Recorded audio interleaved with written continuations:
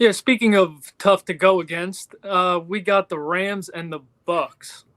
Tom Brady. I know you guys have some opinions on this game. I have a lean. I lean to the Bucks. The injuries, man.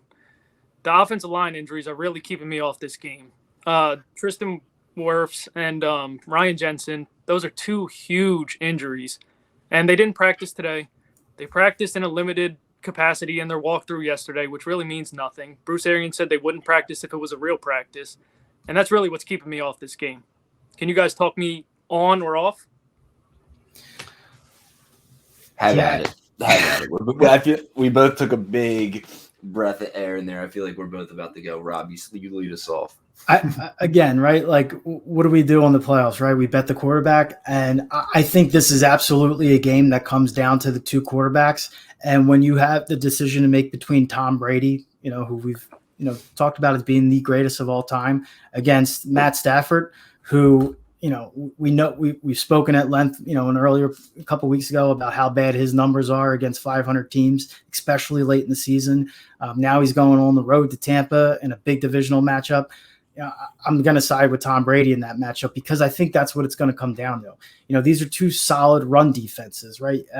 Los Angeles ranking 6th, Tampa Bay ranking 11th, but in my opinion, playing much better than that right now. So with that in mind, and the fact that the Rams rushing offense isn't as strong as some of the other teams left in these playoffs, I think it's going to come down to the passing attacks of both teams.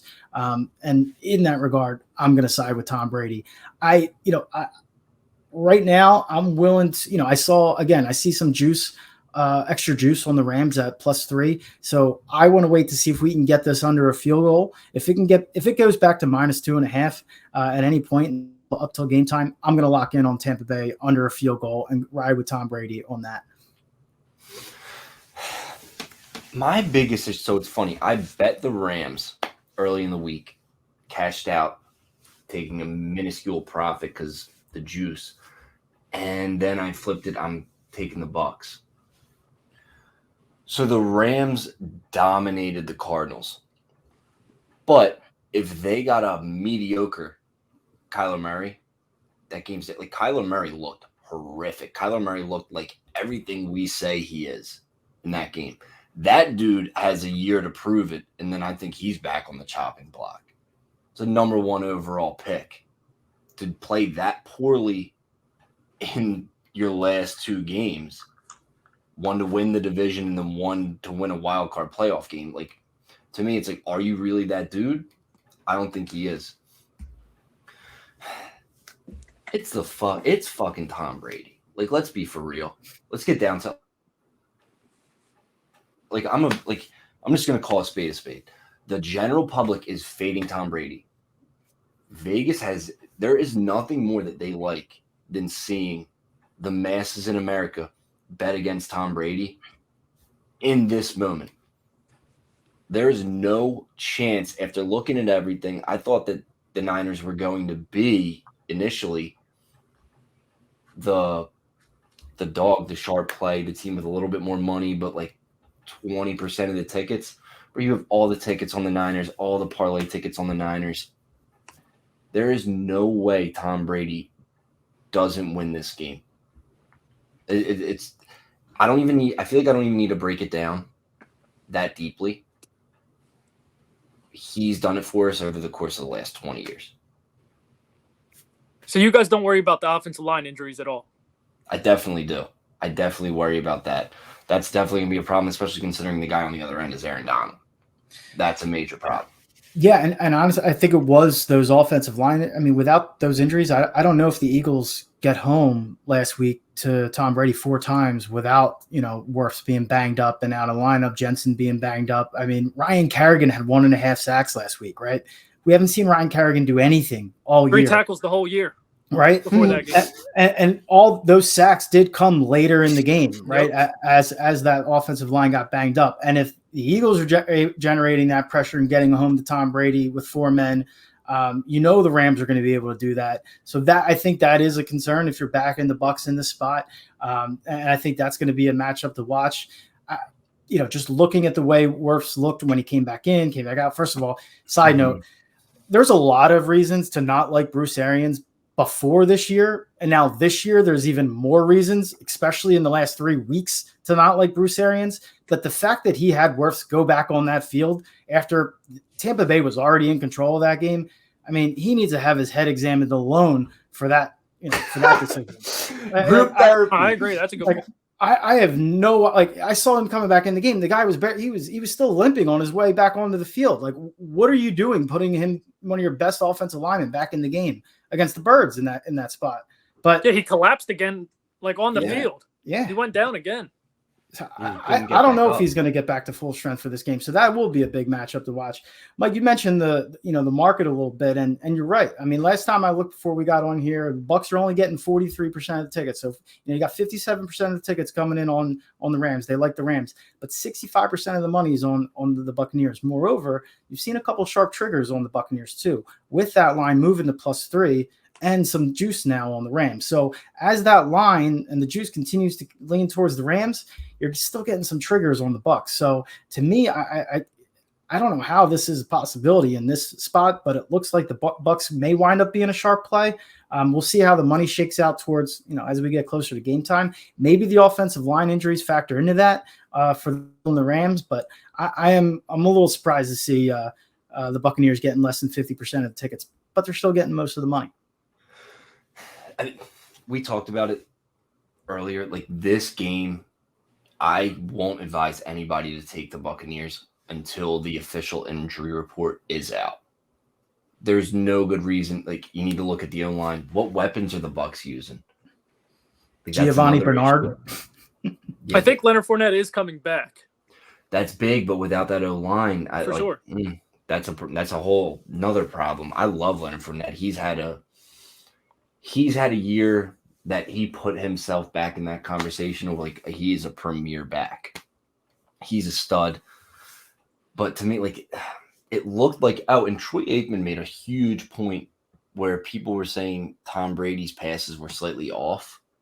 But he was like, no, the wide receivers, their routes are off. They're stopping when they should be going. And that's a communication thing. I feel like if they get another week to get acclimated, and I know Brady is giving them a very hard time to get back on the same page or get on the same page. If they're able to do that, I don't care who he has on the outside, as long as he has Gronk, Mike Evans is still there.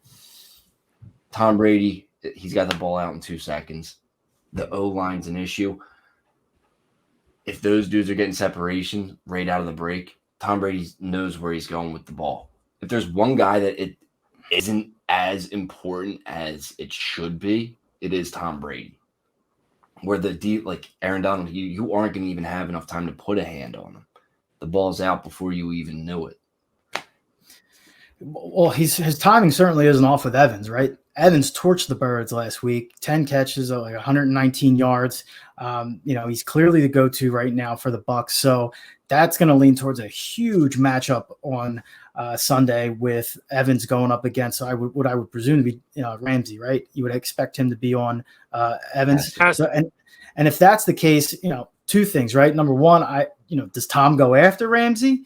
I'd be interested to see if he takes some chances against him because with a guy like that, do you test him early, see how he's feeling that day, see how that matchup goes with Evans and Ramsey, and then elsewhere, who's Brady looking to outside of Evans, right? Do you really feel that comfortable with Rashard Perryman or even it's Scotty Rob Miller? Gronkowski?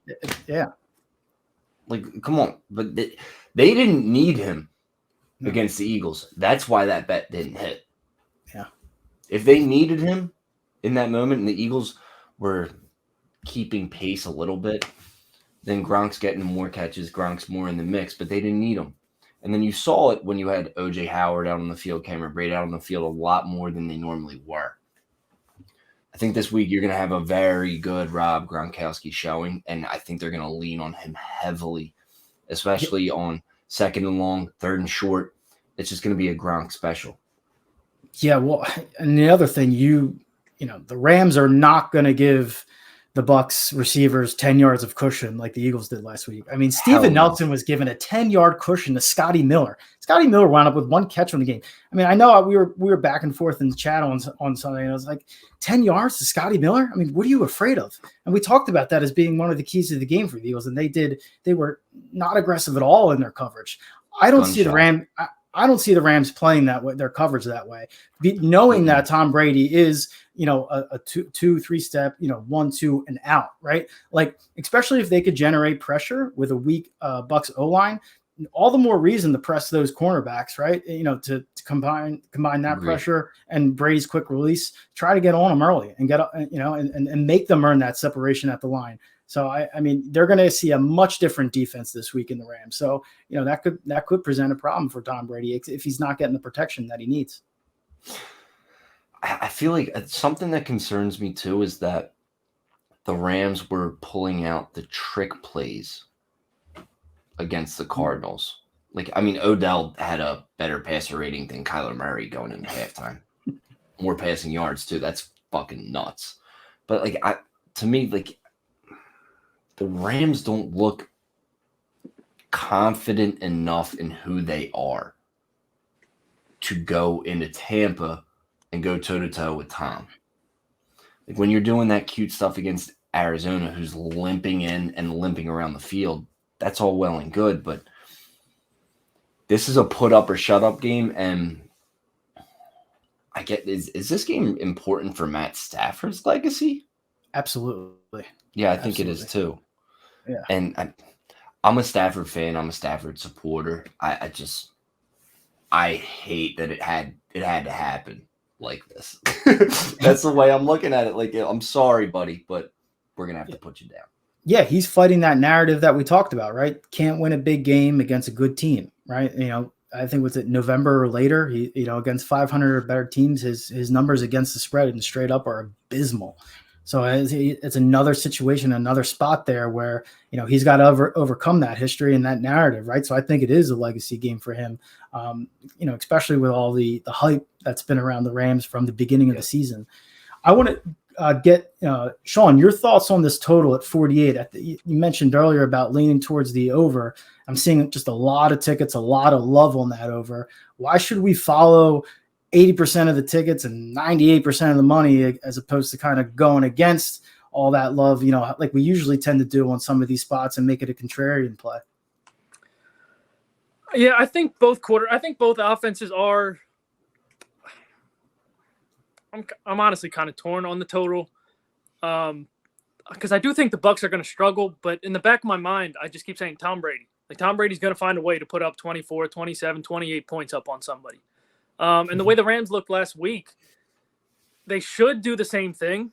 Personally, I think Matt Stafford's probably going to blow it somehow. He just can't get that lion blood out of him. The Detroit runs through his veins. I think he is who he is. I don't think he's a generational guy. He's going to find a way to fuck this up. So I'm staying off the total. But in theory, they both should be able to score on each other. I agree. Is Matt Stafford the fall guy for this game if the Rams lose?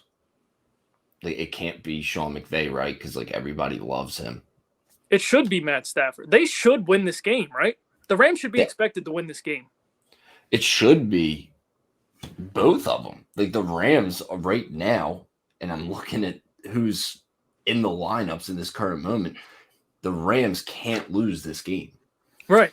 Yeah. I mean, with who's out for Tampa Bay and who's banged up, I mean, the Rams couldn't have asked for, better injury luck, right? In the situation that they have right now, with Tom Brady, he has limited weapons, he has limited protection.